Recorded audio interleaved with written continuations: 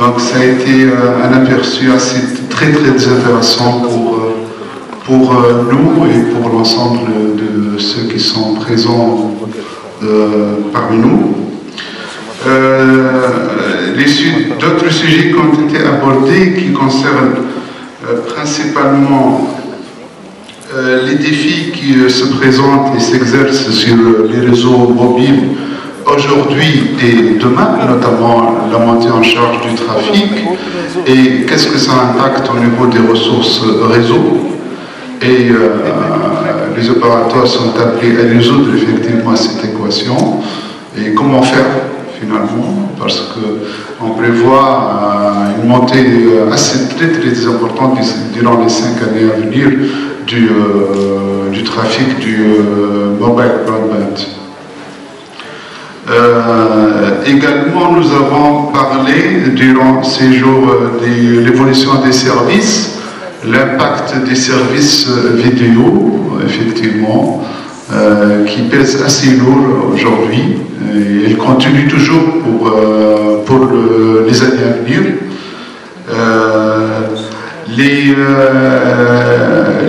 Les leviers qui vont certainement driver un peu l'évolution du marché de broadband, notamment les smartphones, qui d'ici 5 ans pratiquement représenteront à peu près 50% de l'ensemble des connexions.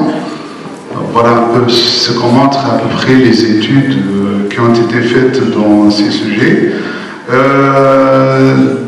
Concernant la vision du futur pour le wireless, on a longuement aussi parlé de ce sujet-là.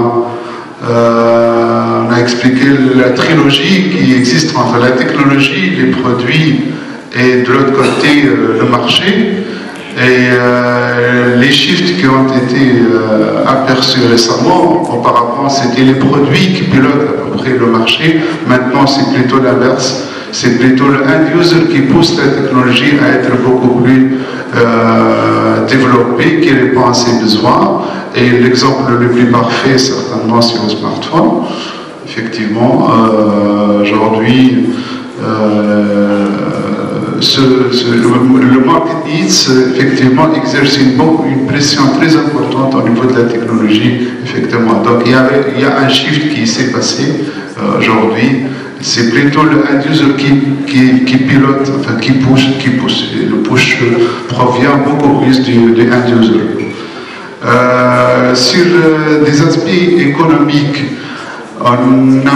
des études ont montré effectivement l'accroissement de 10% de la pénétration du broadband pour contribuer certainement avec l'équivalent de 1% du développement du PIB.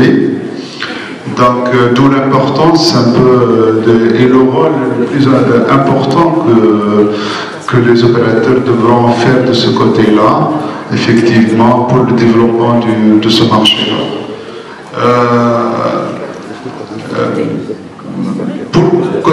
Côté opérateur, c'est un sujet qui intéresse beaucoup d'entre vous.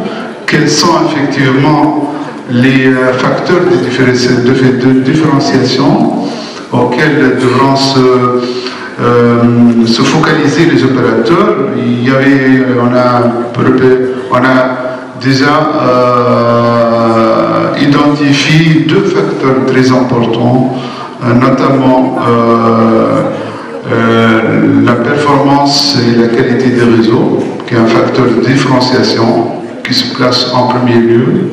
Et de l'autre côté, en deuxième lieu, le customer experience, l'expérience client, ce sont les 2 facteurs que chaque opérateur doit travailler beaucoup sur ces deux facteurs, effectivement, pour être compétitif et pour assurer une bonne présence dans le marché.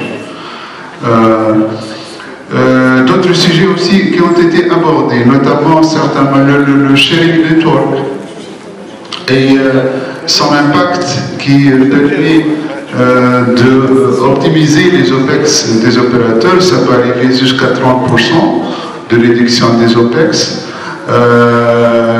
D'autres technologies aussi concernant le marché de large bande, notamment le FTTX. On en a parlé aussi durant ces journées.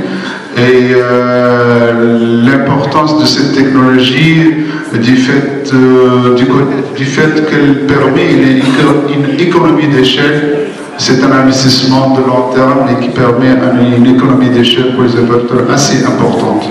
Voilà, d'où effectivement la nécessité d'investir dans cette technologie. Finalement, on a clôturé un peu les présentations avec des termes concernant sur le spectre des fréquences, l'allocation du spectre et les bandes appropriées pour l'IMT et les expériences des opérateurs dans ce domaine-là, notamment la bande 800 MHz pour les TE et les autres bandes, la 700 MHz. Voilà un résumé condensé de l'ensemble des sujets qui ont été abordés durant ces 3 jours.